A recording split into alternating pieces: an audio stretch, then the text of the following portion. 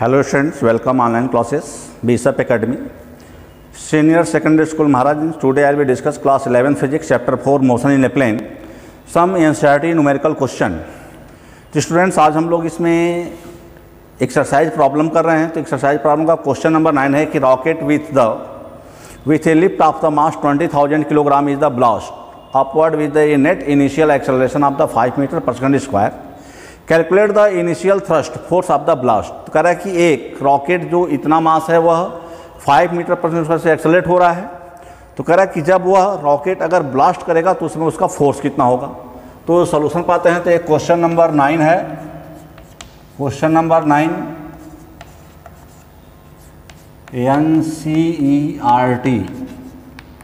NCERT problem है। तो question number 9 हमको निकालना है गिवन मास क्या दिया हुआ है, mass equal to 20,000 kilogram, acceleration a equal to 5 metre per second square से एक्सेलरेट हो रहा है। तो कह रहा है कि जब ये ब्लास्ट होगा तो उस समय इसका वैल्यू कितना होगा। तो मास को हम लोग लिख सकते हैं 2 × 10⁴ किलोग्राम हो जाएगा। ए इक्वल टू, अब चूँकि रॉकेट अगेंस्ट टू ग्रेविटी तो नहीं दिया है तो इसको हम 9.8 लेते हैं मीटर पर सेकेंड स्क्वायर। तो अब इसके जो निकालेंगे net acceleration of the rocket, net acceleration of rocket equal to a plus g, तो हो गया 5 + 9.8 इक्वल टू 14.8। तो आप लिखेंगे required force plus required force for blast F equal to m I. यहाँ पे ए का मतलब क्या, नेट एक्सेलरेशन।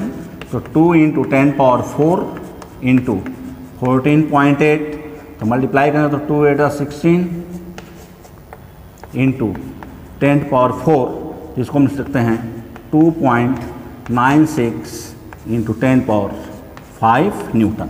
यानी जब वह रॉकेट ब्लास्ट करेगा तो उसमें रिक्वायर्ड फोर्स जो होगा वह 2.96 × 10⁵ न्यूटन के इक्वल होगा।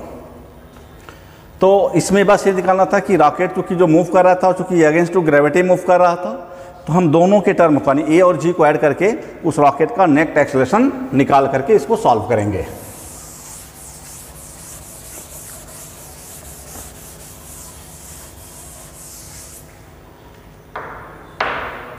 इसके बाद नेक्स्ट क्वेश्चन है क्वेश्चन नंबर 10। तो क्वेश्चन नंबर 10 में दिया हुआ है कि a body of mass 0.4 kg moving initially with a constant speed of the 10 metre per second to be the north is subjected to a constant force of the 8.0 newton directed toward the south of the 30 second. Take the instant for the force is applied to be the t = 0 and the position of the particle at the time t = x = 0। यानी जब उस particle का time 0 है तो displacement 0 है। कह रहा कि predict its position at t = -5 second, 25 second and 100 second. तो कह रहा है कि t सेकेंड पर पार्टिकल का पोजीशन x है। तो कह रहा है कि -5 सेकेंड पे उसका पोजीशन क्या होगा, 25 सेकेंड पे उसका पोजीशन क्या होगा और 100 सेकेंड पे पोजीशन क्या होगा। तो चलो इस क्वेश्चन नंबर 10 पाते हैं। तो इसमें लिखते हैं given M equal to mass दिया है, इसमें कितना है 0.8 है या 8 है, देखें 8 मास इसका दिया है। बॉडी ऑफ मास 0.4 किलोग्राम, तो मास इसमें दिया हुआ है 0.4 किलोग्राम दिया हुआ है। U की वैल्यू इसमें 0 है, टाइम पे उसका वैल्यू दिया हुआ है 0 और रिक्वायर्ड फोर्स इसमें दिया क्वेश्चन में कितना है 8.0 न्यूटन, 8.0 न्यूटन। तो आप यहाँ लिखते हैं A = F/m। पहले हम निकालें what is the required acceleration of this particle. तो 8/0.4 को जब सॉल्व करें तो हो जाएगा 80/4 = 20 metre per second square. And that means particle भी accelerate at the rate of the 20 metre per second square. तो अब इस केस में अब कंडीशन दिया हुआ है कि 0 be less than t and b equal to how many second. तो ये दिया हमारा 30 सेकेंड तक का कंडीशन दिया हुआ है क्वेश्चन में, 30 सेकेंड तक के लिए। तो अब 30 सेकेंड निकलेगा तो पहले आते हैं फर्स्ट केस पे आते हैं, एट t इक्वल टू 0 पे। तो एट t इक्वल टू 0 पे तो x0 दिया हुआ है, तो पहला केस दिया है t इक्वल टू -5 सेकेंड। तो at t equal to 5 second हो जाएगा, तो इसमें हो जाएगा displacement ax equal to ut, जो गया -5 इंटू, और t क्वेश्चन में कितना दिया है इसका, t इसका t इक्वल टू 5 सेकेंड पर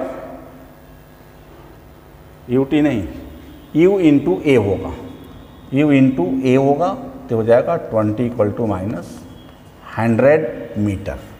पहला आंसर आ गया इसका।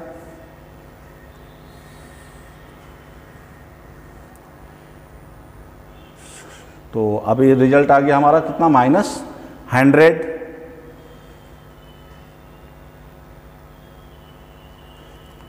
दूसरा क्वेश्चन आते हैं इसमें। दूसरे क्वेश्चन में टाइम कितना दिया है इसका,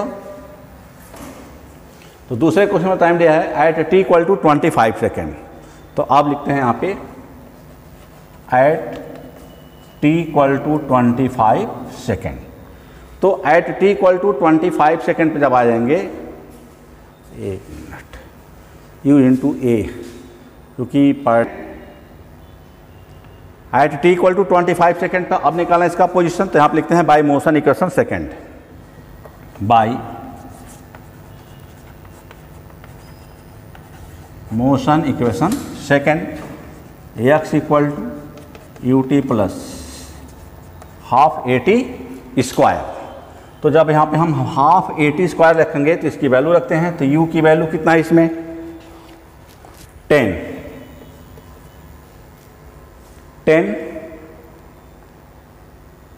10 मीटर पर सेकंड दिया है क्वेश्चन में, और यहाँ पर सॉरी यहाँ पे हमने 0 लिख दिया इसमें।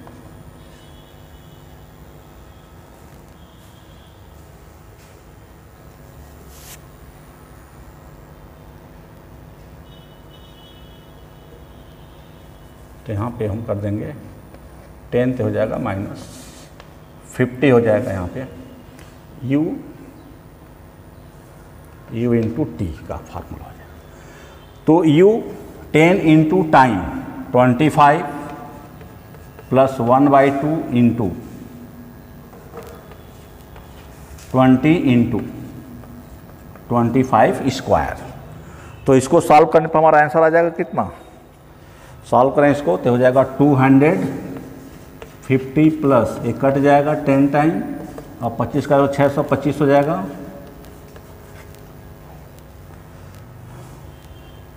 625। तो ये आ जाएगा हमारा कितना,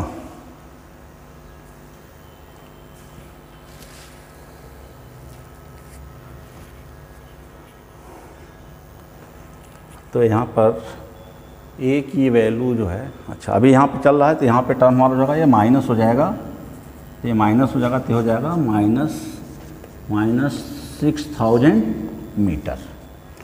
दूसरा पार्ट आ गया। अब इसका तीसरा पार्ट निकालते हैं। अब 100 सेकंड पर निकालते हैं, तो 100 सेकंड पे आ जाएंगे,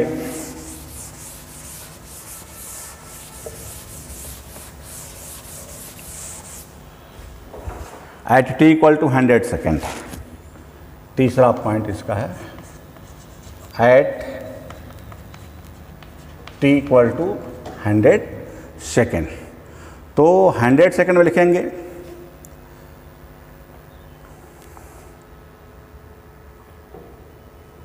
30 सेकेंड एंड 30 सेकेंड, ठीक है। तो अब यहाँ निकालेंगे पहले up to 30 second, up to 30 second. तो अप टू 30 सेकेंड पर हमारा रिजल्ट आ जाएगा x equal to ut plus half AT square. तो u हो गया 10 into 30 plus half into -10 into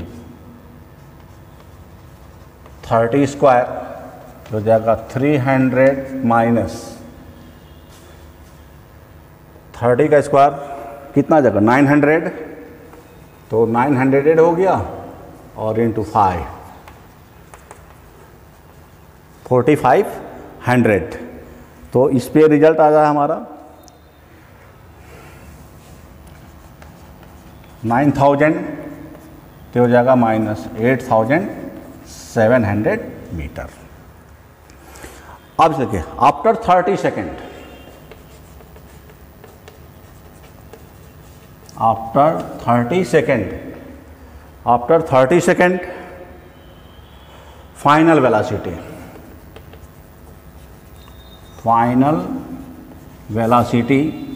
v equal to u plus AT is that. तो अब u, तो इस केस में जब हम सॉल्व करेंगे 30 सेकेंड बाद उसका जो पार्टिकल का जो फाइनल वेलोसिटी होगा, तो इसको जब हम सॉल्व करेंगे तो हो जाएगा 10 minus 2 into 30 equal to -50 metre per second. तो जब हम 30 सेकेंड के बाद पार्टिकल की फाइनल वेलोसिटी -50 हो जा रहा है, तो अब हम निकालेंगे इसमें रिजल्ट -50 हो गया, तो इस केस में निकालेंगे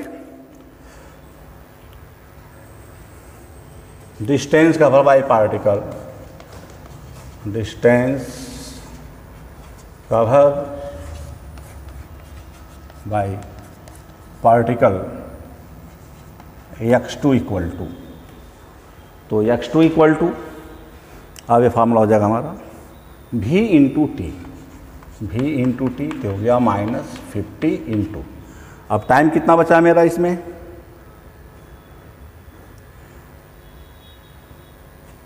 -v इंटू टी, तो 50 इंटू,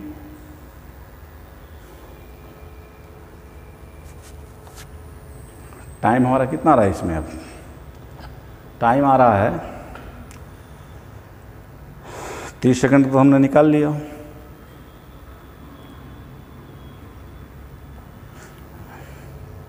-70 सेकेंड का हो जाएगा, तो हो जाएगा -3500 मीटर। तो अब जाएगा नेट डिस्प्लेसमेंट, तो net displacement x equal to x2 plus x1, तो अब x2 की वैल्यू आ गया हमारा कितना, x1 प्लस x2 या x2 प्लस x1, तो x1 हमने 30 सेकंड पर कितना रिजल्ट निकाला था,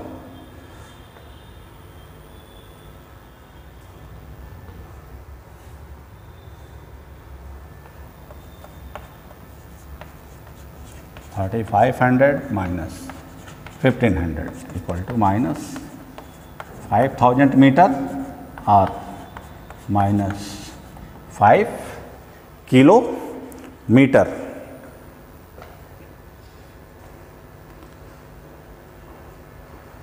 तो ये हमारा इसका रिजल्ट हो गया। इसके बाद हम लोगों का आ रहा है क्वेश्चन नंबर 11। तो क्वेश्चन नंबर 11 है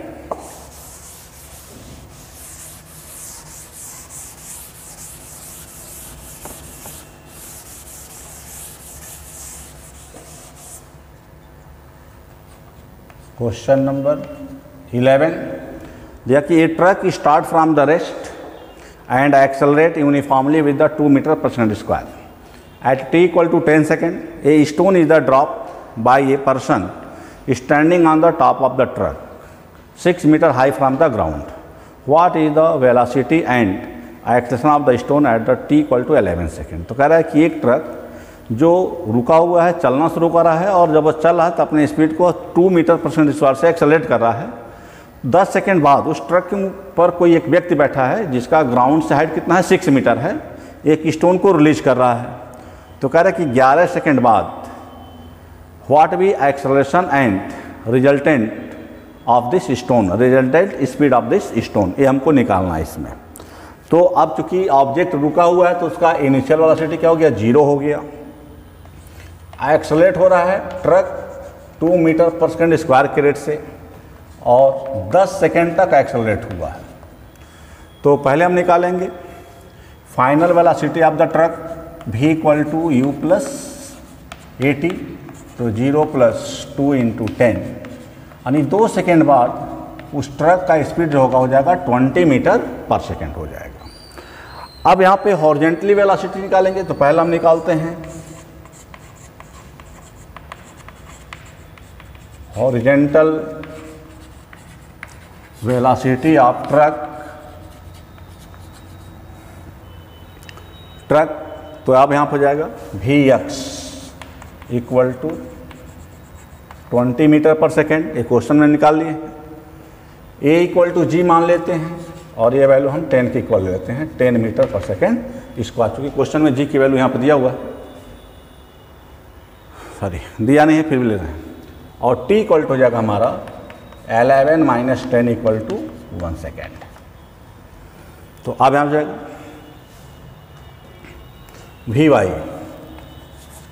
Vy इक्वल टू, तो Vx इक्वल टू तो 20 आ गया, तो Vy इक्वल टू हो जाएगा, मोशन इक्वेशन सेकेंड यूज कर देते हैं,